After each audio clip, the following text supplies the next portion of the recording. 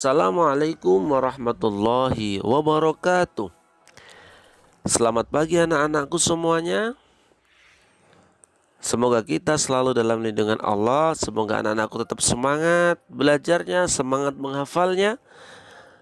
Dan semoga kita senantiasa menjadi orang yang baik dan bermanfaat. Amin. Nah, sekarang pelajarannya adalah akidah. Ini pertemuan pertama. Dan pertemuan pertama ini kami akan menjelaskan tentang indahnya kalimat istighfar. Kalimat istighfar ini merupakan kalimat thayyibah. Apa kalimat thayyibah? Kalimat yang baik dan terbaik. Secara bahasa, kalimat istighfar ini berasal dari kata al-ghafara yang artinya menutup, yaitu menutup dosa. Menurut istilah, kalimat istighfar adalah ungkapan memohon ampun kepada Allah karena kesadaran akan adanya kesalahan-kesalahan manusia dan dosa yang dilakukan.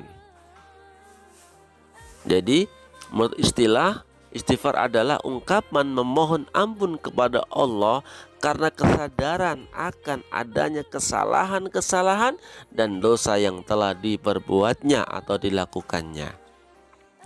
Jadi ketika kita membiasakan membaca kalimat thayyibah istighfar, maka di sini Allah akan mengampuni segala dosa-dosa kita. Karena Allah adalah zat yang maha pengampun, yaitu mempunyai sifat di Asmaul Husna Ghaffar, zat yang banyak memberikan ampun. Ayo, bacaan istighfar itu bagaimana? Bacaan istighfar itu Astaghfirullahaladzim. Astaghfirullahaladzim. Itu adalah bacaan istighfar. Artinya saya memohon ampun kepada Allah yang maha agung. Jadi kita ini memohon ampun kepada Allah, zat yang agung, bukan selain Allah. Karena selain Allah itu tidak akan bisa memberikan maaf, ya, tidak akan bisa memberikan maaf. Yang bisa memberikan ampun adalah Allah. Ketika ada orang memberikan maaf kepada kita, itu sifatnya itu bukan selamanya. Kadang orang itu masih juga tidak maafkan kita karena sifatnya tidak selamanya. Maka yang paling ampuh adalah kita selalu beristighfar kepada Allah, karena Allah adalah zat yang abadi yang akan memberikan ampunan. Kelak di akhirat nanti yang akan memberikan ampunan adalah Allah Subhanahu wa ta'ala. Maka perbanyaklah membaca istighfar. Dasar perintah membaca istighfar itu surat An-Nisa ayat 110 yang bunyinya A'udzu billahi minasy syaithanir rajim. Wa may ya'mal su'an aw yadlim nafsahu summa yastaghfirillah yajidillah ghafurar rahima.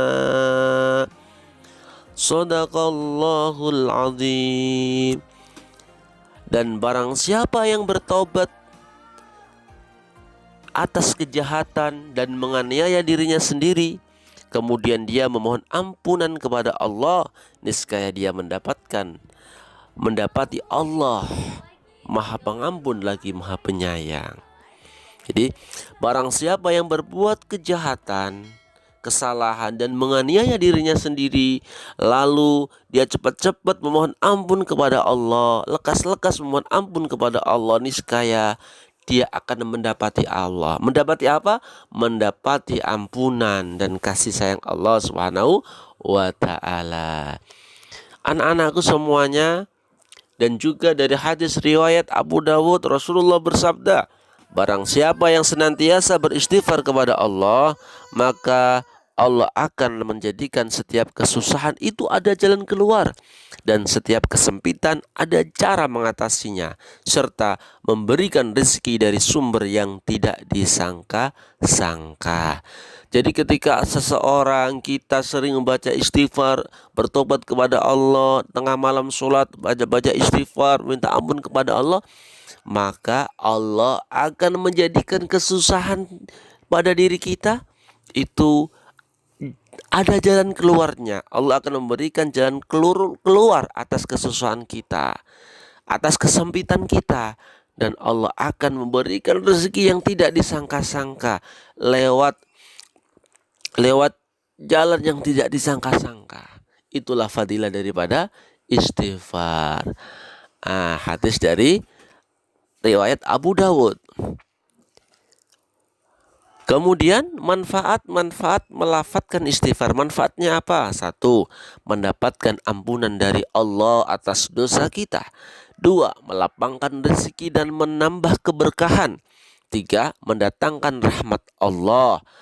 4. Menghilangkan azab, bisa menghindarkan azab karena kita mendapatkan ampunan dari Allah, sehingga azab yang seharusnya ditimpakan tidak jadi karena kita sudah bertobat, beristighfar. Yang kelima, menjadi sebab terkabulnya doa seorang hamba, dan doa kita akan dikabulkan oleh Allah ketika kita sering-sering membaca istighfar. Itulah manfaatnya istighfar. Adapun cara membiasakan melafazkan istighfar, biasa dibaca saat sholat, dibaca setelah sholat, dibaca setelah melakukan kesalahan dan dosa.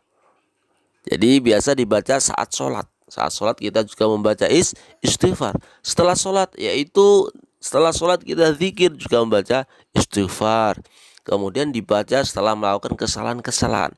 Kalau kita melakukan kesalahan pada teman kita, pada orang tua kita, pada siapapun, cepat-cepatlah, segeralah kita meminta maaf kepada yang bersangkutan, yang kita salahi tadi. Lalu kita mohon ampun kepada Allah dengan mengucapkan istighfar. Anak-anakku, yang terakhir adalah hikmah melafadzkan istighfar.